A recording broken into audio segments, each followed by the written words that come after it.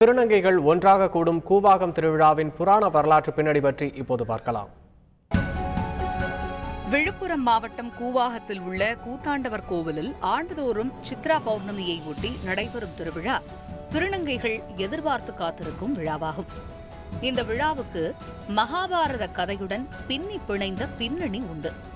அந்த காலகட்டத்தில் போருக்கு முன் களப்பலி கொடுப்பது வழக்கம். அதுபோல குருக்ஷேத்திர யுத்த களத்திற்கும் யாரேனும் ஒருவரை பலி கொடுக்க வேண்டிய நிலைமை உருவானது. அதற்கு அனைத்து விதமான லட்சணங்கள் கொண்ட ஒருவர் தேவைப்பட்டுள்ளது. பாண்டவர் தரப்பில் அதுபோன்ற குணங்களுடன் கிருஷ்ணர், அர்ஜுனன் ஆகியோருடன் மூன்றாவதாக ஒருவர் இருந்தார். அவர் அர்ஜுனனுக்கும் நாக வம்சத்தைச் சேர்ந்த இளவரசி உலுப்பைக்கும் பிறந்த அரவான். அர்ஜுனனும் கிருஷ்ணரும் போருக்கு தேவை என்பதால் அரவானை பலி கொடுக்க பாண்டவர்கள் தீர்மானித்துள்ளனர். இதை அரவானிடம் கூறியபோது பலியாக சம்மதித்ததோடு தனக்கு திருமணம் செய்து வைக்க வேண்டும், போரை தனது கண்ணால் பார்க்க வேண்டும், தனக்கு வழிபாடு நடத்த வேண்டும் என 3 நிபந்தனைகளை விதித்தான்.